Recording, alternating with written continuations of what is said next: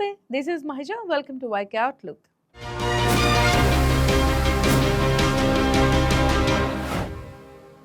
ఆంధ్రప్రదేశ్ రాజకీయాల్లో ఎప్పటికప్పుడు ఆసక్తికర మలుపులు తిరిగే నాయకుల జాబితాలో మాజీ మంత్రి బాలినేని శ్రీనివాసరెడ్డి పేరు ముందు వరుసలో ఉంటుంది.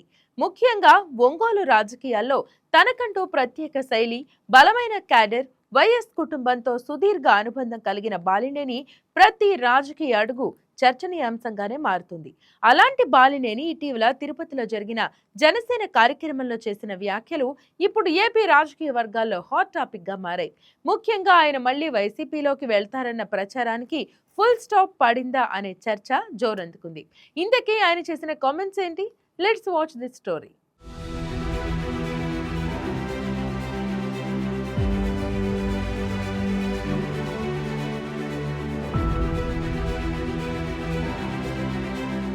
కొంతకాలంగా బాలినేని రాజకీయ భవిష్యత్తుపై అనేక రకాల ఊహాగానాలు వినిపిస్తున్నాయి.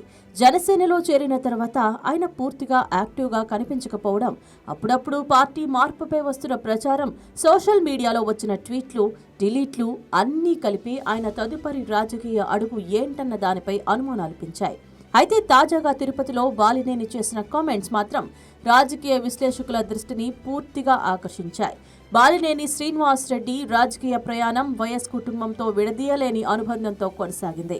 వైఎస్ రాజశేఖర రెడ్డి హయాంలో కీలక నాయకుడిగా ఎదిగిన ఆయన తర్వాత జగన్ నాయకత్వంలోనూ పార్టీలో బలమైన స్థానం సంపాదించుకున్నారు. ఒంగోలు ప్రాంతంలో వైసీపీకి బలమైన స్తంభంగా నిలిచిన బాలినేని ఒక దశలో జగన్కు అత్యంత నమ్మకస్తుల్లో ఒకరిగా గుర్తింపు పొందారు. అయితే 2024 ఎన్నికల తర్వాత రాజకీయ పరిస్థితులు పూర్తిగా మారిపోయాయి. వైసీపీ ఘోర పరాజయం తర్వాత పార్టీలో అసంతృప్తి స్వరాలు వినిపించగా ఆ సమయంలోనే బాలినేని పార్టీకి దూరమవడం పెద్ద సంచలనంగా మారింది. చివరకు ఆయన జనసేనలో చేరడంతో రాజకీయ సమీకరణాలు ఒక్కసారిగా మారిపోయాయి.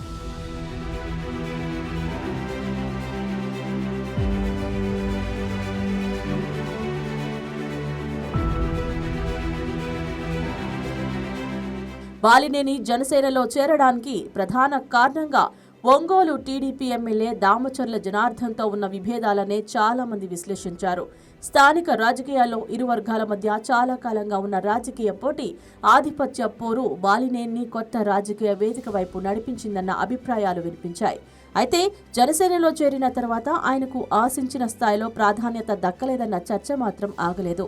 పార్టీలో చేరి చాలా కాలం గడిచినా కీలక బాధ్యతలు రాకపోవడం, స్థానిక స్థాయిలో దామచర్ల వర్సెస్ బాలినేని వివాదాలు కొనసాగడం, కేడర్లో స్పష్టత లేకపోవడం వంటి అంశాలు బాలినేని వర్గాన్ని అసంతృప్తికి గురి చేశాయని ప్రచారం జరిగింది. ఈ పరిస్థితుల్లో బాలినేని మళ్లీ వైసీపీ వైపు చూస్తున్నారన్న ప్రచారం బలంగా వినిపిస్తుంది. ముఖ్యంగా ఆయన సన్నిహిత వర్గాల నుంచే వస్తున్న లీకులు ఆ ప్రచారానికి మరింత ఊతమిచ్చాయి. ఇటీవల బాలినేని తన కుమారుడు ప్రణీత్ రెడ్డితో కలిసి డిప్యూటీ సీఎం పవన్ కళ్యాణ్ కలవడం రాజకీయంగా పెద్ద చర్చకు దారితీసింది. ఈ సమావేశంలో ఒంగోలు రాజకీయాలు, స్థానిక పరిస్థితులు, పార్టీ వ్యవహారాలపై ఇద్దరి మధ్య సుదీర్ఘ చర్చ జరిగినట్లు ప్రచారం జరిగింది. ఈ భేటీ తర్వాత బాలినేని అధికారిక ఎక్స్ అకౌంట్లో చేసిన ట్వీట్ మరింత ఆసక్తిని రేకెత్తించింది. పవన్ కళ్యాణ్ మాకు నాయకుడు మాత్రమే కాదు, నమ్మకం, ఆదరణ, ఆశ్రయం అంటూ చేసిన పోస్టు రాజకీయంగా పెద్ద సంకేతంగా మారింది. దీంతో బాలినేని ఇక జనసేనలోనే కొనసాగుతారన్న అభిప్రాయం బలపడింది. కానీ కొద్దిసేపటికే ఆ ట్వీట్ డిలీట్ కావడం మరోసారి కొత్త అనుమానాలకు తావిచ్చింది. అసలు ఎందుకు తొలగించారు? ఎవరైనా ఒత్తిడి తెచ్చారా? మళ్లీ వైసీపీ వైపు మొగ్గు చూపుతున్నారా అంటూ సోషల్ మీడియాలో చర్చలు ఊపందుకున్నాయి. అయితే ఆ తర్వాత బాలినేని అదే ట్వీట్ను మళ్లీ రీపోస్ట్ చేయడం, కేవలం సాంకేతిక సమస్య వల్లే ట్వీట్ తొలగించబడిందని క్లారిటీ ఇవ్వడంతో అప్పటికి ఆ వివాదానికి ముగింపు పడింది. అయినప్పటికీ రాజకీయ వర్గాల్లో అనుమానాలు మాత్రం పూర్తిగా తగ్గలేదు.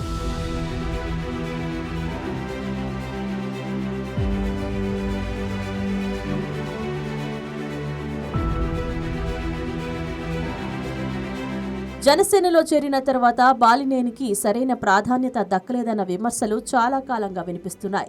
పవన్ కళ్యాణ్ పలుమార్లు బాలినేనికి తగిన స్థానం ఇస్తామని ప్రకటించినప్పటికీ ఆచరణలో మాత్రం పెద్దగా మార్పు కనిపించలేదు. దీంతో రాజకీయ వర్గాల్లో ఒక ఆసక్తికర చర్చ మొదలైంది. వైసీపీ నుంచి బయటకు తీసుకురావడానికే బాలినేనిని జనసేన ఉపయోగించుకుందా లేక నిజంగానే ఆయనకు భవిష్యత్తులో కీలక పాత్ర ఇవ్వాలనుకుంటుందా అన్న ప్రశ్నలు వినిపించాయి. ఈ నేపథ్యంలోనే తాజాగా రాయలసీమ, నెల్లూరు, ప్రకాశం జిల్లాల డీలిమిటేషన్ కమిటీ సభ్యునిగా బాలినేనికి బాధ్యతలు అప్పగించడం రాజకీయ ప్రాధాన్యత సంతరించుకుంది. పార్టీలో చేరిన దాదాపు 20 నెలల తర్వాత ఆయనకు కీలక బాధ్యత దక్కడంతో బాలినేని వర్గం ఆనందంలో మునిగిపోయింది. ఈ నిర్ణయం ద్వారా పవన్ కళ్యాణ్ బాలినేనికి స్పష్టమైన రాజకీయ భరోసా ఇచ్చారన్న అభిప్రాయం వ్యక్తమవుతోంది. అదే సమయంలో ఆయన పార్టీ మారబోతున్నారన్న ప్రచారానికి కూడా ఇది గట్టి చెక్ పెట్టిందని జనసేన వర్గాలు భావిస్తున్నాయి. ఇదే సమయంలో తిరుపతిలో జరిగిన జనసేన సమావేశంలో బాలినేని చేసిన వ్యాఖ్యలు ఇప్పుడు రాజకీయంగా మరింత ప్రాధాన్యత పొందుతున్నాయి. ఆయన మాట్లాడిన ప్రతి మాటలోనూ వైసీపీపై అసంతృప్తి, పవన్ పై విశ్వాసం స్పష్టంగా కనిపించిందని రాజకీయ విశ్లేషకులు చెప్తున్నారు. ఈ సమావేశంలో బాలినేని తాను 2 సార్లు పవన్ కళ్యాణ్ వల్లే ఓడిపోయాను అని చెప్పడం సభలో ఆసక్తిని రేకెత్తించింది. అలాగే జగన్ను ప్రశ్నించినందుకే తనకు మంత్రి పదవి పోయిందన్న ఆయన వ్యాఖ్యలు వైసీపీలో తనకు ఎదురైన పరిస్థితులను పరోక్షంగా బయటపెట్టినట్లుగా భావిస్తున్నారు. అందుకే ప్రశ్నించే పార్టీలో ఉండాలనే జనసేనలో చేరారని చెప్పడం ద్వారా జనసేన సిద్ధాంతాలపై తన నమ్మకాన్ని బాలినేని వ్యక్తపరిచినట్టయింది. వైసీపీ నేతలు ఎంత విమర్శించినా తాను పవన్ వెంటే ఉంటానని స్పష్టం చేయడం ద్వారా పార్టీ మార్పు ప్రచారానికి ఆయన స్వయంగా చెక్ పెట్టినట్లుగా కనిపిస్తోంది.